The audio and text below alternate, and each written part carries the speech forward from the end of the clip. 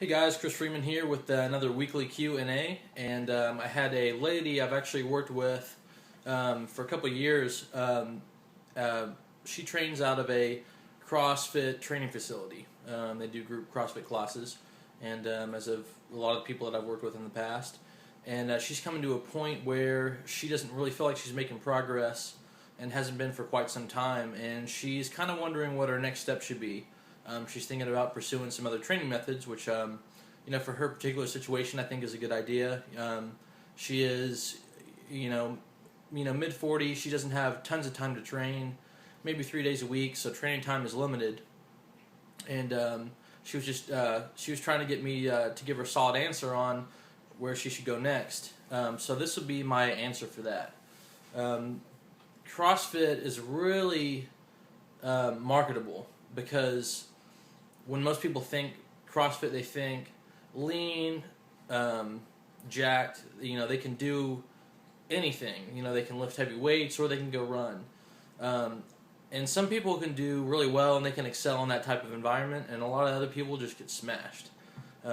Because we all have different training histories, injury histories. Everybody has different physical development, from the time that we're kids to the time that we're adults. And if you don't have a very broad base of general ability or capacity or strength, then that type of program can be really hard coming into if you're missing out on one of those categories. So for what this particular individual I would suggest doing is prioritizing strength training, because that's going to help increase your metabolism, because you're going to have more lean tissue you have, the more calories you're going to burn at rest. So that would be number one. Second thing that I would suggest is focus on your nutrition. Say you have the time to spend 3 to 4 days a week training. I would only train 3 days a week. One of those days would be completely devoted to food prep, looking up new recipes to keep your food sources interesting, and spending time shopping at the grocery and grabbing all the different vegetables that you can. There's a lot of seasonal stuff out right now, fruits and vegetables. Grab lots of different types of proteins. Keep your starches to a minimum. For a fat loss, this lady's looking to lose body fat and maintain muscle, maybe gain a little bit over a long period of time. She's not looking to get bigger. Of course, she's looking to drop dress sizes. So nutrition protocol like paleo with food quality, and you're not as worried about your macros. Carb night, I think, is another good protocol you could look into by John Kiefer, and that's just restricting carbohydrates for a period of time and then reintroducing them once every 6 or 7 days. That's been a very good protocol. I feel very comfortable recommending that because, again, the food quality is high, but you're just toying around with your carbohydrate. You're just kind of waiving your carbohydrate loads. So you're in a little bit more of a ketogenic throughout the week. And if you're not doing a ton of glycolytic work, which would be like tons of endurance training, then you'll be able to get away with eating that way, and you're not going to feel like total crap. Now, that being said, if you try to go do more glycolytic work, like lots of running, over endurance training, you try to do a lot of CrossFit on top of a low carb diet, you're not going to do very well. So I wouldn't suggest doing that. As far as the resistance training goes, focus on, again, big compound movements, because they're going to stimulate the most amount of muscle and burn the most amount of fat. Stuff like squatting. For this lady, I know there's been some limitation to squatting. I would squat to a box till you get your hips stronger, get more comfortable. Squat to a box. Deadlifts, I've seen you pull sumo deadlifts really well. I would just do sumos. If you do want to do any conventional work, meaning like your regular deadlift, I would do it from pins inside of a rack, or with your bar elevated about 4 to 6 inches off the ground on some bumper plates or some mats.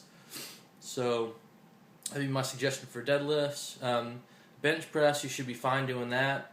Overhead work, it's just going to depend on the state of your shoulders. I can't remember if you have any restrictions on overhead stuff. I definitely wouldn't ever do an overhead squat because you've got, again, minimal training time and you're looking for the biggest bang for your buck. So if you do want to press overhead, I would probably press with a Swiss bar so that your hands are neutral, or just do dumbbell presses for reps. Would probably be about it. You could also do some corner presses with landmine contraption, or just prop a bar up against the wall so that when you press, you're only having to press out in front. You're not pressing straight overhead. It's not quite as extreme on the mobility end. So those would be my suggestions for your weight training. Keep your endurance training, under 20 minutes. I'd probably do 2, medium intensity cardio sessions a week if you have the time, or just walk every day is a very good way to get some cardio in. It's pretty low stress.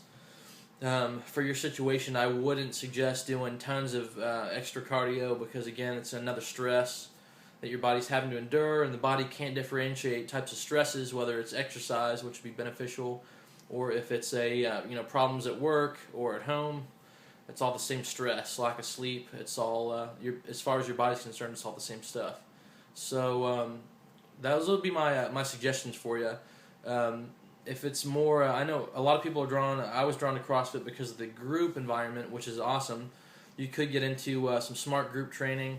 There's a couple places here in town in Lexington that you could turn to. Small groups, groups of 3 to 5 people would be really good for your situation and pretty affordable, which I've got some small group openings if you wanted to look into that, so you can hit me up. If nothing else, I would try to get some coaching on a semi-regular basis, once a week, every other week, or even once a month. That way you can get some coaching and some guidance on your programming. I think a lot of people need that guidance on the programming and when to switch and when to stick to the same things for a while. So you don't always have to keep switching things up constantly. That's another thing that you're probably used to, is constant variety, and you really don't do variety for variety's sake. Only change things up when you need to. I'd probably do the same thing for 4 to 6 weeks before you really have to switch it up. Of course, you can have different training stimuluses on different days. What else? Okay, at the very least, try to have somebody to train with that has similar goals to yours. If you can find one other lady to train with, or a couple other ladies, and have a small group, that way you're accountable to each other on the nutrition front and the training front. It can prove very helpful. So I hope those tips give you some things to think about. And again, email me anytime, and I'm happy to answer your questions. You can reach me at chrisfreeman5@gmail.com, spell Chris with a K. Leave a comment on chrisfreemanpt.com, and you can also look me up on my Facebook page, Chris Freeman Personal Trainer on Facebook. And that's it for today, guys. Take care.